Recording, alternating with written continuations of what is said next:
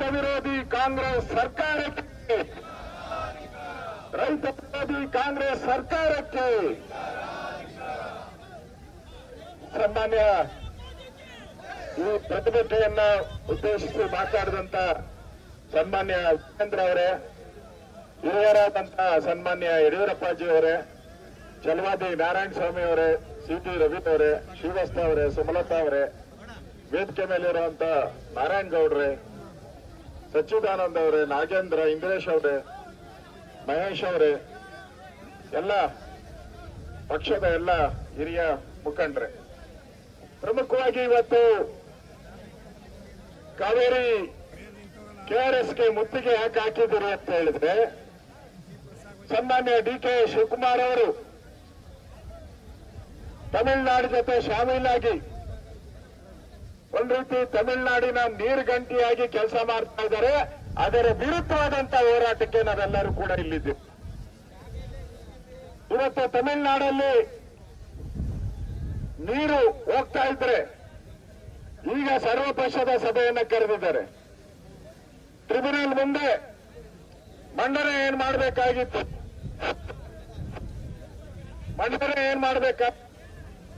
ಮಂಡನೆ ಮಾಡಕ್ ಮುಂಚೆ ಸರ್ವಪಕ್ಷದ ಸಭೆ ಕರೆದು ಎಲ್ಲರನ್ನ ಕೇಳಿ ನಮ್ಮ ನಿಲುವು ಏನಿರಬೇಕು ಅಂತ ಮಾಡಲಿಲ್ಲ. ಈಗಾಗಲೇ ಕಾವೇರಿ ಟ್ರಿಬ್ಯುನಲ್ ಇದೆ, ಅಲ್ಲಿ ಹೋಗ್ಬೇಕಾದ್ರೆ ಯಾರು ನೀರು ಸಚಿವ ರಾಮಲಿಂಗಾರೆಡ್ಡಿ ಅವರು ಹೋಗಿದ್ರು. ಅವರಿಗೆ ಖಾತೆಗೆ ಗಮನನೇ ಇಂಟ್ರೆಸ್ಟ್ ಇಲ್ಲ, ನನ್ನ ಖಾತೆ ಬೇಡ ಅಂತೇಳಿ ಸ್ಟ್ರೈಕ್ ಮಾಡಿದ್ರು. ಹೋಗಿದ್ದಾರೆ, ಅವರಿಂದ ನ್ಯಾಯ ಸಿಗುತ್ತಾ? ಮುಖ್ಯಮಂತ್ರಿಗಳು ದೆಹಲಿಯಲ್ಲೇ ಇದ್ರು, ಕಾನೂನು ತಜ್ಞರನ್ನ ಕರೆದು ನಮ್ಮ ಲಾಯರ್ಗಳನ್ನ ಕರೆದು ಏನು ವಾದ ಮಾಡಬೇಕು? ಕಾವೇರಿ ಕೆಆರ್ಎಸ್ ಒಣಗಿದೆ, ಕುಡಿಯೋಕೆ ನೀರಿಲ್ಲ, ಬೆಂಗಳೂರಿಗೆ ನೀರಿಲ್ಲ, ಮೈಸೂರಿಗೆ ನೀರಿಲ್ಲ, ಮಂಡ್ಯಗೆ ನೀರಿಲ್ಲ. ಇದನ್ನ ಯಾಕೆ ಅವ್ರಿಗೆ ಹೇಳಿಲ್ಲ? ಡಿ.ಕೆ. ಶಿವಕುಮಾರ್ ಅಲ್ಲಿ ಕಾಕ್ರೋಚ್ ಪಾರ್ಟಿ ಡೆಲ್ಲಿ ಬೆಳಗ್ಗೆಯಿಂದ ಸಾಯಂಕಾಲದವರೆಗೂ ಡೆಲ್ಲಿಯಲ್ಲಿ ಆ ಕಾಕ್ರೋಚ್ ಪಾರ್ಟಿ ಜೊತೆ ಚಕ್ಕಂದ ಆಡ್ತಾ ಇದ್ರು. ಇಲ್ಲಿ ರೈತರ ಹೊಲಗಳಿಗೆಲ್ಲ ಅವಾಗೆ ಮಿಡತೆಗಳು, ಈ ಕಾಕ್ರೋಚ್ಗಳೆಲ್ಲ ಬಂದು ಇಲ್ಲಿ ಹೊಲಗಳೆಲ್ಲ ಸೇರ್ಕೊಂತ ಇದೆ, ನೀರಿಲ್ಲ.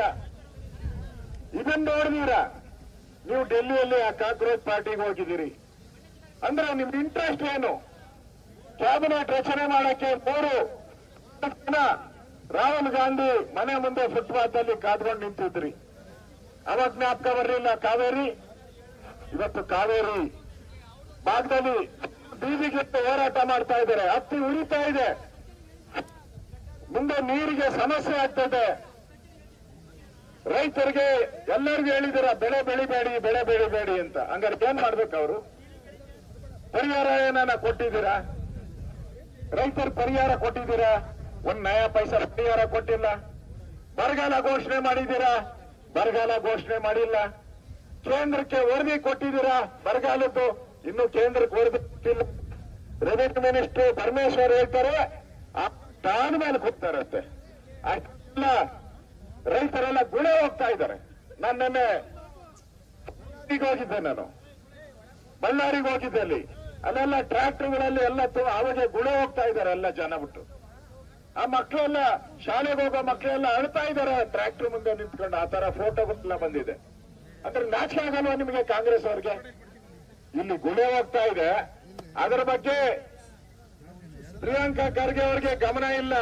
ಅವ್ರು ಯಾವಾಗ ಮಾಡಿದ್ರು ಆರ್.ಎಸ್.ಎಸ್ ಅಂತಾರೆ. ಅವರವರೆಲ್ಲ ಎಲ್ಲ ಖಾಲಿ ಮಾಡ್ಕೊಂಡು ಹೋಗ್ತಾ, ಅವರೆಲ್ಲ ಊರ್ ಬಿಟ್ಟು ಗೋವಾ, ಮಹಾರಾಷ್ಟ್ರ ಎಲ್ಲ ಕಡೆ ಹೋಗ್ತಾ ಇದ್ದಾರೆ.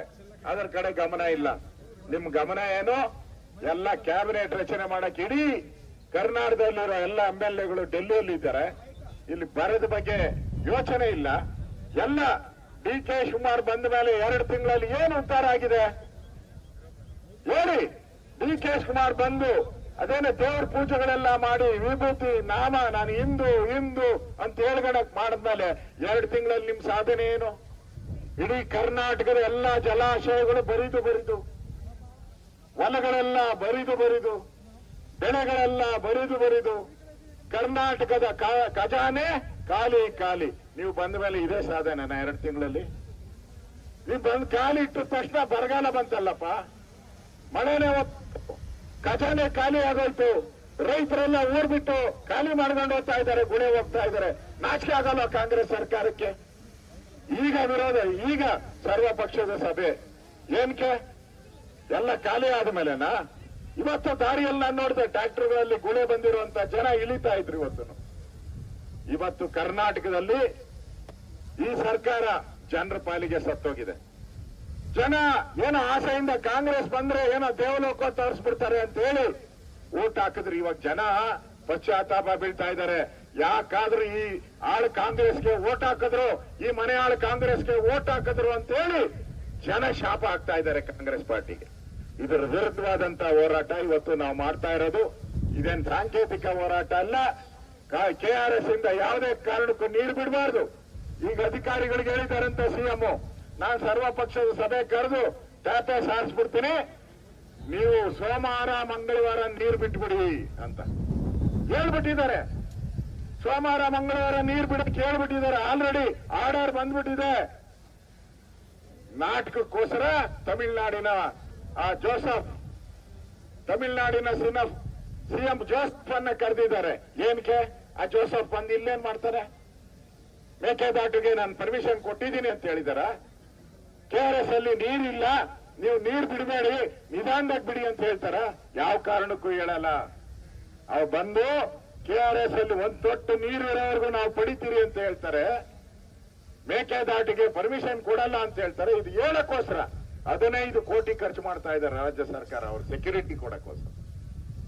15 ಕೋಟಿ ಟ್ಯಾಕ್ಸ್ ಪೇಯರ್ಸ್ ಹಣ, ಉಪಯೋಗ ಇಲ್ಲ. ಇವತ್ತು ನಮ್ಮ ಹೋರಾಟ ಕೆಆರ್ಎಸ್ ಉಳಿಬೇಕು, ಹಳೆ ಮೈಸೂರು ಭಾಗದ ರೈತರು ಉಳಿಬೇಕು, ಅದಕ್ಕೋಸ್ಕರ ನಾವು ಹೋರಾಟ ಮಾಡ್ತಾ ಇದ್ದೀರಿ.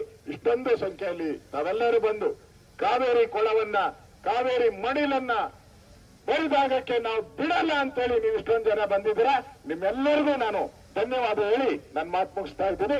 ಭಾರತ್ ಮಾತಾ ಕಿ, ಭಾರತ್ ಮಾತಾ ಕಿ. ರೈತ ವಿರೋಧಿ ಕಾಂಗ್ರೆಸ್ಗೆ